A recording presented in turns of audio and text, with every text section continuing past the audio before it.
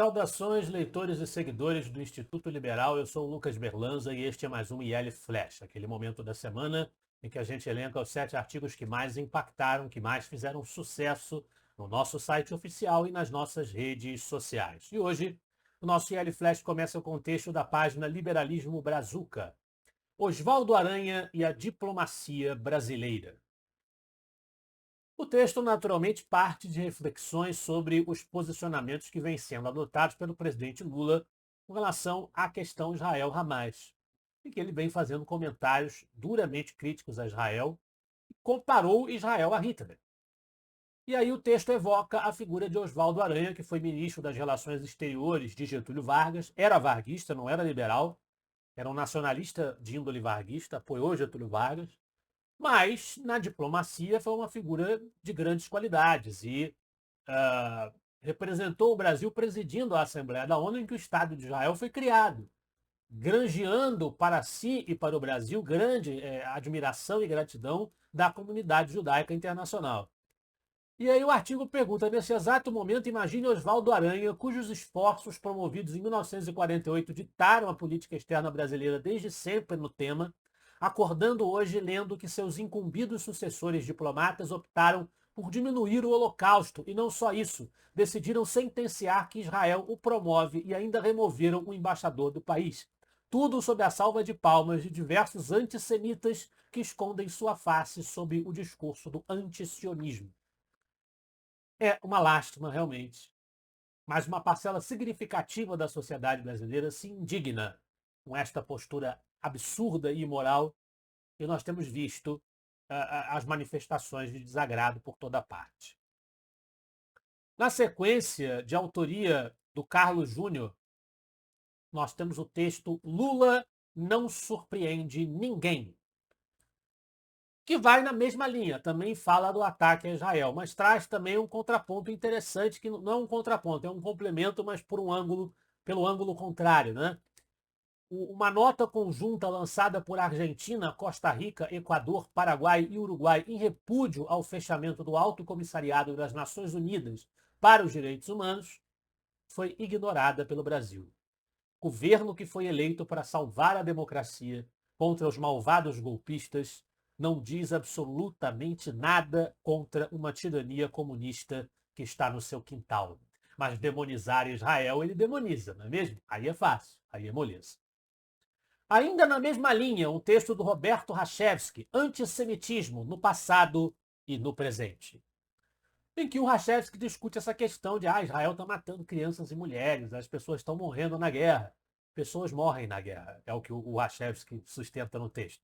Guerras são terríveis, massacres são inevitáveis, principalmente quando quem provoca não se importa de usar a sua própria população como escudo de defesa, como Hamas faz, apostando na moralidade do adversário para depois expor crianças mortas como panfletos de propaganda.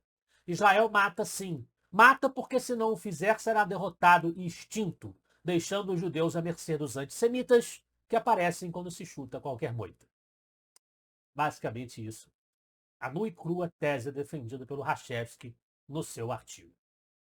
Entre os que demonizam Israel estão os esquerdistas identitários, a chamada política woke dos Estados Unidos. E é sobre esse tema o texto do Juliano Oliveira, Precisamos defender a liberdade. Como a cultura woke invadiu nossas privacidades.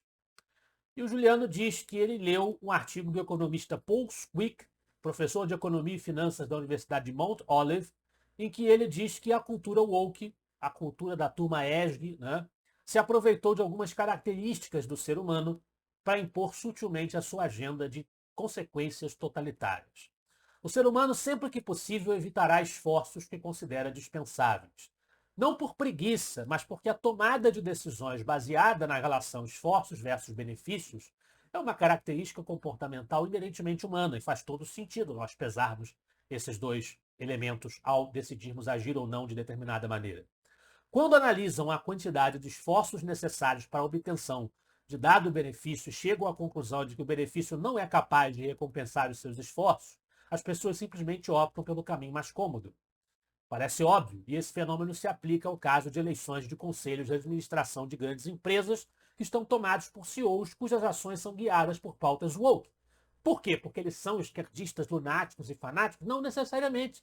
Muitas vezes é porque se cobra isso dessas empresas. Infelizmente, a coisa caminha dessa maneira. Então nós precisamos, de alguma maneira, reagir intelectualmente, socialmente, diminuir os incentivos para que a agenda woke se alastre na sociedade, não só brasileira, como no mundo inteiro. Voltamos à questão Israel e, novamente, o Roberto Rachevski. Nós temos 2 textos do Roberto em sequência. Por que o governo brasileiro não condena o Hamas e o Irã? Diz-nos o Rachevski que ninguém no governo brasileiro está preocupado com os soldados que defendem seu povo, suas famílias e as famílias dos palestinos que são colocados por eles, os terroristas do Hamas, no fogo cruzado.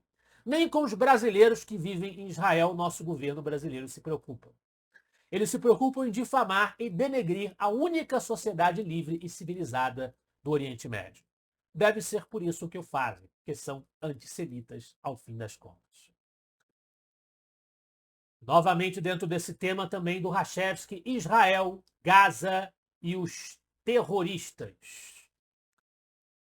Ele diz, basicamente, que existem 2 estados na antiga Palestina. O Estado de Gaza, que na prática funciona como uma entidade política autônoma, Gaza, e Israel, que é um Estado propriamente dito. Israel, por seu turno, quer viver em paz com seus vizinhos, mas os vizinhos querem eliminar Israel. O Estado de Gaza é uma plataforma de ataques terroristas utilizada para riscar Israel do mapa. É isso que significa o cântico genocida repetido por antissemitas do mundo inteiro. Do rio ao mar, a Palestina deve ser livre. Livre de quê? Pergunta o Rachevski. Dos judeus. Livre dos judeus que lá habitam e que transformaram desertos e pântanos num oásis de liberdade e civilização no meio da barbárie. Quem não percebeu e entendeu que já existem 2 estados, precisamos da política dos 2 estados. Na verdade, já tem 2 estados, é o que o Rachevski diz. O Estado terrorista de Gaza e o Estado democrático ocidental de Israel. Esta a verdadeira dicotomia que está envolvida neste confronto no Oriente Médio.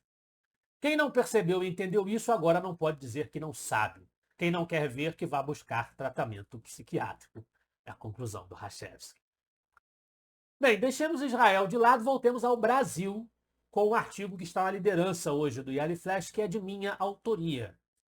A juristocracia e o lulopetismo são inimigos da liberdade. Uma reflexão que eu fiz com base na manifestação convocada pelo Bolsonaro na Avenida Paulista, que foi uma manifestação enorme, robusta. Há muito tempo nós não vemos uma manifestação assim cheia, né? Desde talvez as manifestações pelo impeachment da Dilma Rousseff, e foi uma manifestação bem grande. O que isso deveria ensinar às nossas autoridades?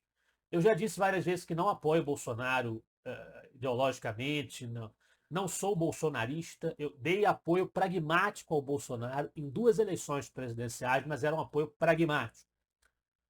Agora, presença robusta de pessoas nessa manifestação, bolsonaristas ou não, é uma prova, é uma demonstração de que uma imensa parcela da sociedade não está feliz, não está satisfeita e não aprova tanto o lulopetismo quanto a juristocracia que vige no Brasil hoje, o autoritarismo judiciário, pela hipertrofia do poder judiciário. O PT e a juristocracia são inimigos, como diz o título, existenciais da liberdade. Eles devem ser combatidos implacavelmente. Eu sou a favor da polarização contra essas forças, porque elas são o mal. Não tem meio termo, elas são o mal. Então eu sou a favor de enfrentar visceralmente, com vigor, com a palavra, com as ideias. Né? É sempre bom a gente deixar claro que as palavras das pessoas hoje estão sendo facilmente distorcidas por interesses infelizes, né? De quem está no poder, como é típico de regimes autoritários. Mas o fato é que enfrentar com vigor, com as ideias, essas forças é necessário, eu sou a favor. Agora, isso não significa que todas as milhões de pessoas que votaram no Lula, ou que apoiam o que está aí, muitas delas ainda por ignorância, porque sim, a capacidade cognitiva de muita gente é limitada no Brasil, todas elas sejam canalhas. Tem pessoas que votam no PT até hoje, mas a gente sabe, eu conheço, que elas têm atos de extrema generosidade. Então nós não podemos olhar para todos esses brasileiros que ainda se comprometem moralmente ao fazer isso, mas a gente não pode olhar para todos eles como se fosse uma massa de monstros canalhas a serem eliminados. De jeito nenhum.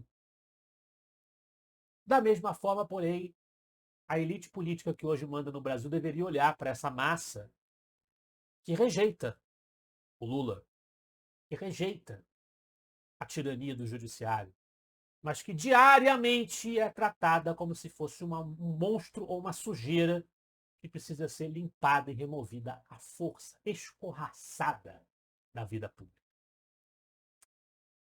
Mas eles não vão estar nem aí para essa manifestação. A verdade, infelizmente, é essa. Esse foi o IL Flash de hoje. Eu espero que vocês gostem dos artigos e dos debates proporcionados pelo Instituto Liberal. Semana que vem estaremos de volta. Afinal de contas, para nós, você é a parte mais importante da sociedade. Até a próxima.